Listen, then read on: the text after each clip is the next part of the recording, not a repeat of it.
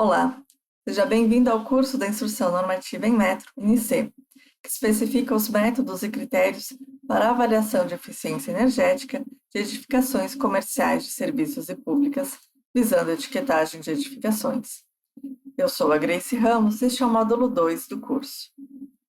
Dando continuidade à videoaula passada, que tratava das considerações gerais sobre o sistema de iluminação e o método de levantamento da potência instalada, falaremos agora sobre a potência limite, classificação e condições de elegibilidade para a classificação A.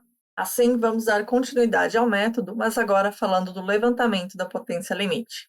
Na aula anterior, falamos do levantamento da potência de iluminação total da edificação. Este levantamento está descrito na parte superior do fluxograma. Agora, vamos focar na parte do método que trata do levantamento da potência limite, necessária para a classificação do sistema. Então, para definir a potência limite para as classes A e D, precisamos definir o método de avaliação a ser aplicado, se será pelo método do edifício completo ou das atividades. O método do edifício completo aplica-se às edificações que possuem no máximo 3 atividades principais. Aqui, alguns exemplos, que possuem uma função específica, como é o caso do Museu Nacional da República, Museu dos Niemeyer em Curitiba e Hotel Copacabana Palace. Este método acaba sendo mais rápido, uma vez que não precisamos levantar todas as atividades da edificação e pode-se adotar a área total da edificação, considerando coberturas e subsolos para o cálculo da potência limite. Para as edificações com mais atividades, é necessário utilizar o método das atividades, pois é necessário detalhar todas as atividades da edificação. Por exemplo, o edifício da Fiesp conta com garagem, subsolo,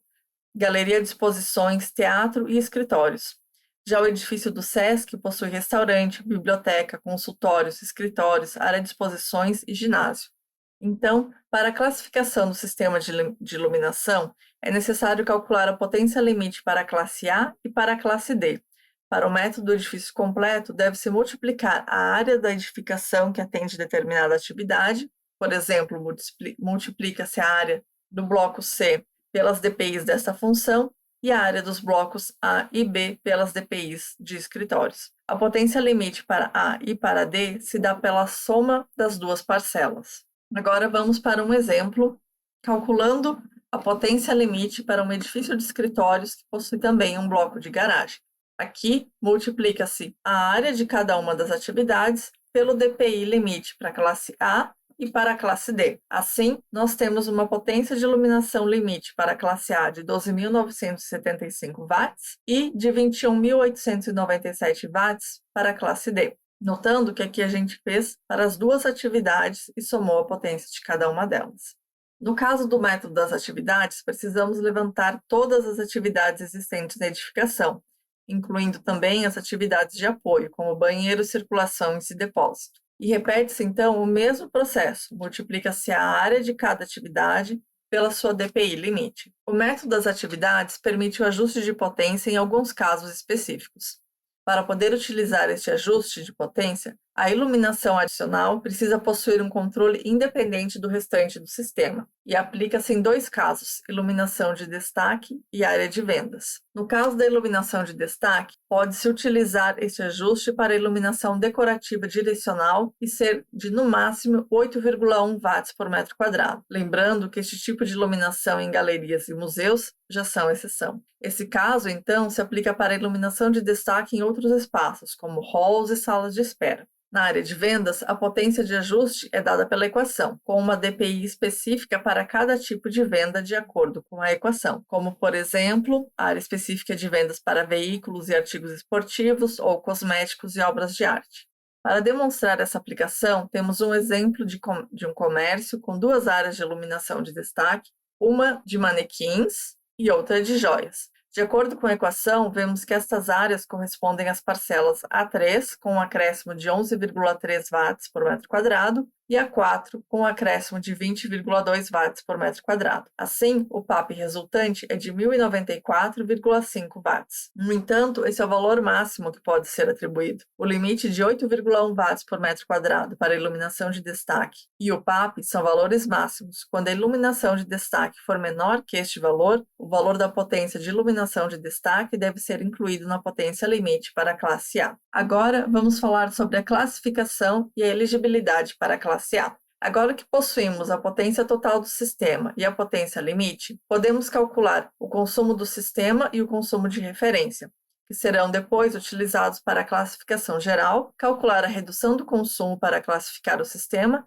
e também analisar a elegibilidade para a classe A. A redução do consumo de iluminação é um valor que será apresentado na etiqueta, que apresenta a redução do consumo de energia elétrica do sistema de iluminação da edificação avaliada, quando comparado ao sistema de iluminação da edificação em uma condição de referência, equivalente à classificação D. Então, temos que o cálculo da redução se dá através do cálculo do consumo do sistema real e de referência. O consumo real é calculado em função da potência total do sistema e do período de ocupação, horas por dia e dias por ano, conforme a tipologia. E o consumo de referência é obtido a partir do mesmo período de ocupação, mas com o valor da potência limite para a classe D. Os dois valores de consumo são utilizados para o cálculo da classificação geral. A classificação do sistema se dá pela comparação entre a redução do consumo do sistema e o consumo para classificações A e D. O primeiro passo é construir a escala de classificação, e para isso calcula-se o coeficiente de intervalo entre as classificações, coeficiente I, utilizando-se a equação do slide. Na sequência, calcula-se os limites para cada classe, definindo-se o limite superior e inferior. Para determinar a classificação dos sistemas, verifica-se em qual faixa se enquadra a redução do consumo do sistema, como já mostramos em outros exemplos da aula anterior. Continuando o exemplo do escritório, o primeiro passo é calcular o consumo de iluminação da edificação e os consumos de referência, multiplicando a potência pelas horas de uso durante o ano. Para o caso de escritórios, o anexo A da NC determina o cálculo para 10 horas por dia e 260 dias ao ano. Então, temos como resultado os três consumos apresentados aqui. O próximo passo é o cálculo da redução do consumo e a construção da escala. Então, para o cálculo da redução do consumo, comparamos o consumo da edificação com o consumo de referência para a classe D, resultando em numa redução de consumo de 39,1%. Para a construção da escala, primeiro vamos calcular o índice I, com base no consumo de referência para a classe D e para a classe A, resultando em 13,2%. Com este índice, construímos a escala.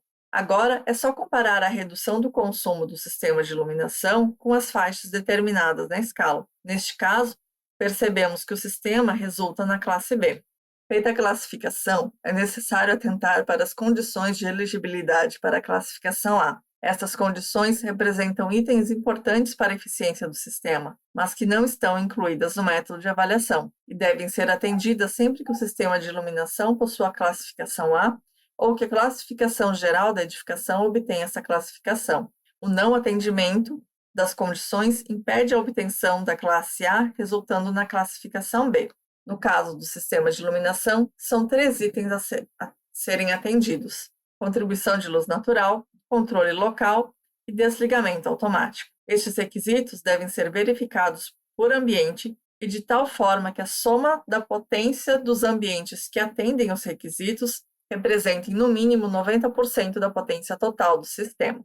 Vamos começar falando da contribuição da luz natural. Este item é verificado junto com as áreas com potencial de iluminação natural, que analisa justamente se o sistema possibilita a utilização da iluminação natural de forma complementar à iluminação artificial. Assim, as luminárias dentro da zona primária de iluminação devem possuir um controle independente do restante da iluminação do ambiente ou possuir fotossensor. A segunda condição é atendida pela disponibilização de controles do sistema de iluminação posicionados de forma que seja possível identificar qual parcela do sistema da sala está sendo acionado, e com o intuito de se evitar que todo o sistema da iluminação do ambiente permaneça ligado mesmo quando parcialmente ocupado. É obrigatório que cada controle atenda a áreas menores que 250 metros quadrados, ou para ambientes maiores que 1.000 metros quadrados, deve-se ter no máximo 1.000 metros por controle, 1.000 metros quadrados por controle. São exceções: ambientes que por motivo de segurança é importante que o interruptor esteja em local de acesso somente de funcionários, ambientes que possuem sensores de ocupação e circulações em garagens com sistemas de automação. A terceira e última condição visa prevenir que os ambientes permaneçam com a iluminação acionada mesmo quando desocupados. Essa condição aplica-se aos ambientes maiores que 250 metros quadrados, com exceção daqueles que funcionam 24 horas, ambientes de tratamento e repouso e ambientes onde o desligamento automático possa oferecer algum tipo de risco. O sistema de automação deve atender a 2 critérios: tipo de sistema e programação. Em relação ao tipo de sistema, são aceitos sistemas com programação por horário, sensor de presença e controle ou sistema de alarme que indique que determinada área está desocupada. Os sistemas devem possuir programação independente para áreas superiores a 2.500 metros quadrados, por pavimento, e programações independentes para dias da semana, fim de semana e feriados. Lembrando que para a classificação A das 3 condições, contribuição de luz natural, controle local e desligamento automático, devem ser atendidos com 90% da potência instalada. A potência instalada em situações de exceção ou em que a condição de elegibilidade não se aplica, devem ser consideradas na parcela em que a condição é atendida. Agora você já pode passar para a resolução do exercício. E com essa videoaula, finalizamos o conteúdo gravado referente ao módulo 2. Antes de iniciar o novo módulo, é importante que você leia todo o texto da NC referente ao anexo apresentado nas videoaulas deste módulo. Depois de ler o texto, abra o manual da NC e acompanhe os exemplos ilustrados sobre o anexo B3, Sistema de Iluminação, item 7.2 e 8.2 da classificação e condições de elegibilidade. Depois de estudar o texto e o manual da NC, é hora de resolver um exemplo de aplicação, que estará disponível na plataforma de acesso ao curso. Na quinta-feira, nos encontraremos para uma aula síncrona, quando o exemplo de aplicação resolvido será apresentado. Ao final dessa aula, os tutores responsáveis pelo módulo ficarão disponíveis para tirar todas as suas dúvidas. Nos vemos lá!